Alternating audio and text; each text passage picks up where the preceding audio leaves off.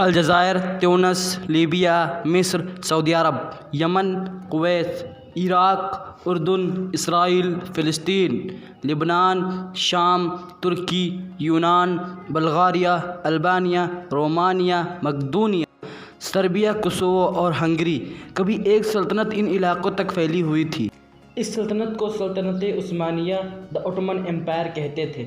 3 بر اعظموں اور 6 صدیوں پر پھیلی یہ سلطنت کیسے وجود میں آئی، کیسے دنیا کی سپر پاور بنی اور کیسے اس سلطنت کا اختتام ہوا، ہم MJTV کی نئی سیریز دا اوٹومن امپائر میں اسی عظیم الشان سلطنت کے بارے میں دکھائیں گے۔ یہ آج کا ترکی ہے، لیکن 1000 سال پہلے اس علاقے کو اناطولیہ کہتے تھے۔ اس کے مشرق میں سلجوقی سلطنت کی حکومت تھی۔ یہ ترک نسل سے تھے، جبکہ یہ سارا علاقہ رومیوں کے قبضے میں تھا۔ رومن امپائر یا بیزنٹائن امپائر اناطولیہ اور یورپ کے مشرقی علاقوں تک پھیلی ہوئی تھی، جس کا مرکز یہ قلعہ تھا جسے قسطنطنیہ کہا جاتا تھا، لیکن آج اسے زمانہ استنبول کے نام سے جانتا ہے۔ رومی سلطنت کو بیزنٹائن امپائر بھی کہتے تھے۔ اس علاقے اناطولیہ میں یہاں ایک خوبصورت جھیل ہے، اسے لیک وان کہتے ہیں۔ کہتے ہیں کہ اس جھیل میں ایک مگرمچھ اور مچھلی کی ملی جلی شکل والا مانسٹر رہتا ہے۔ مانسٹر رہتا ہے یا نہیں، لیکن جھیل کا نظارہ کیا ہی خوبصورت ہے۔ اسی جھیل کے کنارے پر 1000 سال پہلے بظاہر مختصر لیکن تاریخ کا دھارا موڑ دینے والی جنگ ہوئی تھی۔ اسی جنگ کی یاد میں یہاں ہر سال ایک تقریب منعقد ہوتی ہے۔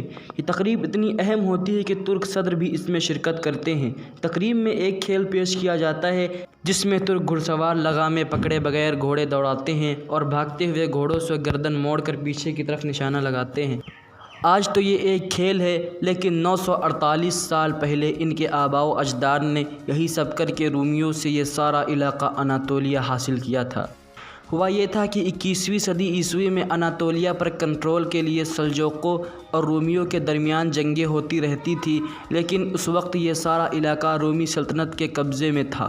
رومیوں نے سلجوقیوں کو روکنے کے لیے اپنی سرحد پر قلعوں کی طویل قطار بنا رکھی تھی، جو سرحدی چوکیوں کا کام انجام دیتی تھی۔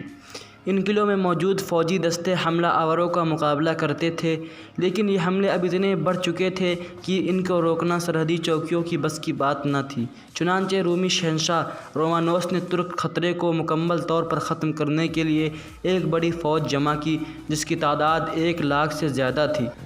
جب رومانوس سلجوقیوں سے جنگ کی تیاری کر رہا تھا، اس وقت سلجوقی سلطان الپ ارسلان مصر کی فاطمی سلطنت سے جنگ میں مصروف تھے۔ فاطمی سلطنت کے کنٹرول میں بیت المقدس اور شام کے ساحلی علاقے تھے، اور سلطان الپ ارسلان ان علاقوں پر سلجوقی سلطنت کے کنٹرول کے لیے جنگ کر رہے تھے۔ لیکن ظاہر ہے کہ الپ ارسلان ایک ہی وقت میں 2 محاذوں پر نہیں لڑ سکتے تھے۔ انہوں نے رومن شہنشاہ کو پیغام بھیجا کہ اگر رومانوس جنگ نہ کرے تو ترک اس کے علاقوں پر حملہ نہیں کریں گے، اور بدلے میں رومن فوج بھی سرحدی ترک علاقوں پر چھاپہ مار کارروائیاں نہیں کرے گی۔ لیکن رومانوس نہ مانا اور یہ معاہدہ طے نہ ہو سکا، اور رومی شہنشاہ نے سلجوقی سرحد کی طرف پیش قدمی جاری رکھی۔ 1071 میں رومانوس اپنے بڑے لشکر کے ساتھ ملازگرت کے مقام پر پہنچ گیا۔ یہاں سے سلجوقی سلطنت زیادہ دور نہ تھی، چنانچہ سلطان الپ ارسلان کے پاس ایک محاذ چھوڑنے کے علاوہ کوئی راستہ نہ تھا۔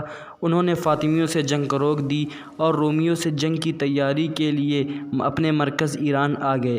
یہاں انہوں نے 30,000 کا لشکر تیار کیا، جس میں ماہر گھڑ سوار اور تیر انداز شامل تھے۔ پھر سلطان الپ ارسلان ایک لمبے راستے سے ہوتے ہوئے وان لیک کے کنارے پہنچے اور رومی لشکر کے ایک حصے کو حملے کی زد میں لے لیا۔ یہ ایک سرپرائز اٹیک تھا، جس سے رومی فوج سنبھل نہ سکی اور ان میں بھگدڑ مچ گئی۔ اس بھگدڑ میں رومی فوج کے اس بڑے حصے کے بھی حوصلے پست ہو گئے جس کی قیادت رومن شہنشاہ رومانوس کر رہا تھا۔ جب اس حصے کی سلطان الپ ارسلان سے باقاعدہ جنگ شروع ہوئی تو ان میں یہ افواہ پھیل گئی کہ رومانوس مارا جا چکا ہے۔ اس افواہ نے عیسائی فوج کی کمر توڑ دی۔ وہ فوج کچھ دیر غیر منظم ہو کر لڑنے کے بعد پسپا ہونے لگی۔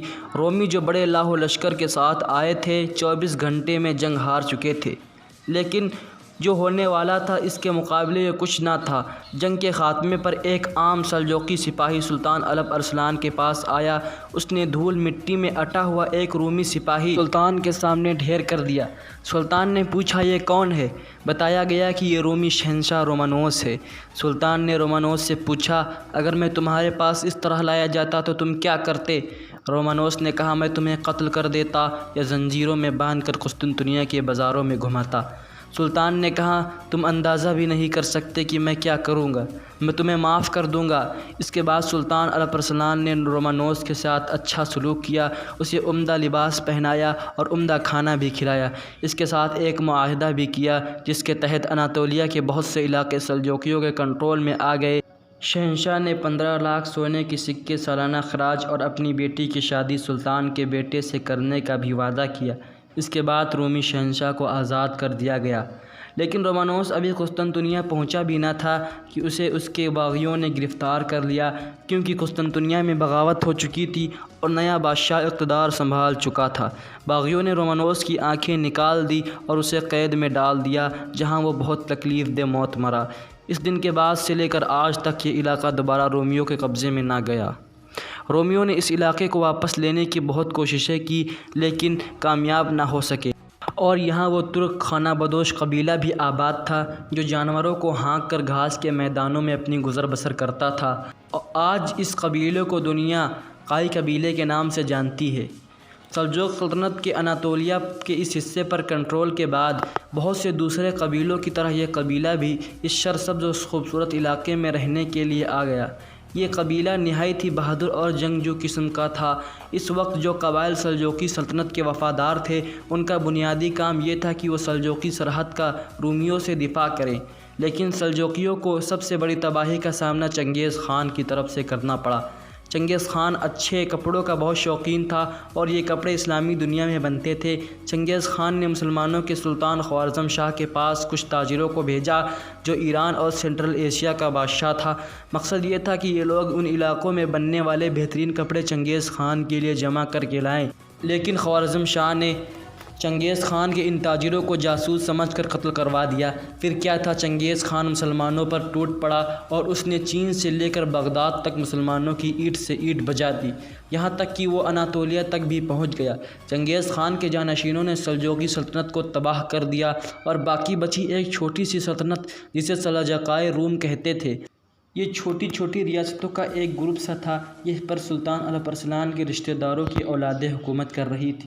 تو اسی سلاجقائے روم اور رومی سلطنت کے درمیان عثمانی ترکوں کا قبیلہ اپنے سردار عثمان غازی کی سرپرستی میں مضبوط ہو رہا تھا۔ وہ ایک دلیر اور بہادر انسان تھے، ان کے جنگجو بھی بہت بہادر گھڑ سوار اور تیر انداز تھے۔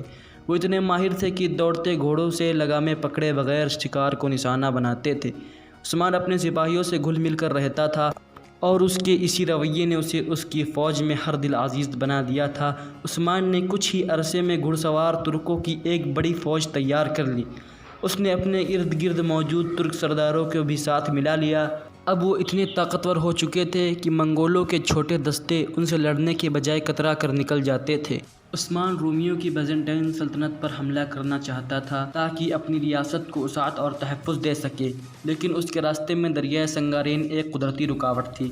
اس دریا کے اس پار رومی سلطنت تھی جس نے دریا کے کنارے چوکیاں بنا رکھی تھی۔ چوکیوں پر موجود تیر انداز عثمان کی فوج کو آگے نہیں آنے دیتے تھے۔ پھر سن 1300 میں دریا کا رخ بدل گیا اور رومیوں کی چوکیاں دریا کی کاٹ میں آ کر گرنے لگی۔ عثمان کو اسی وقت کا انتظار تھا۔ انہوں نے دریا پار کی اور رومی علاقوں پر حملے شروع کر دیے۔ بازنطینیوں نے جب عثمان کے حملوں کی خبر سنی تو انہوں نے عثمان کے مقابلے کے لیے ایک فوج بھیجی اور یہاں عثمان نے اپنی جنگی مہارت دکھائی جو بعد میں عثمانیوں کے ٹریڈ مارک بن گئی۔ عثمان نے پہلے اپنا ایک چھوٹا سا فوجی دستہ دشمن کے مقابلے میں بھیجا۔ جب جنگ شروع ہوئی تو اس دستے نے پسپائی شروع کر دی۔ دشمن فوج اس دستے کے پیچھا کرتے ہوئے اس جگہ پہنچ گئی جہاں عثمان اور اس کا اصل لشکر موجود تھا۔ عثمان نے دشمن کو قریب آتے دیکھا تو پوری طاقت سے حملہ کیا۔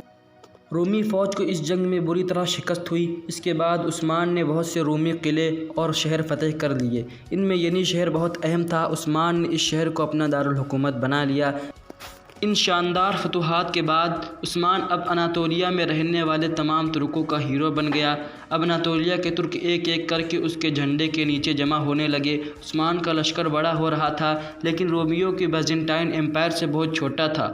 لیکن چھوٹا لشکر ہونے کے باوجود وہ بازنطینی علاقوں پر حملے جاری رکھے ہوئے تھا، جس کی وجہ سے اس کے دشمنوں کی تعداد بڑھ رہی تھی۔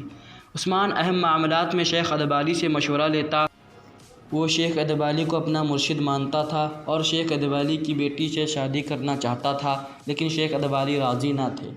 پھر ایک رات ہوا یوں کہ عثمان نے خواب میں دیکھا کہ ایک چاند شیخ ادیب کے سینے سے نکل کر عثمان کے سینے میں آ جاتا ہے۔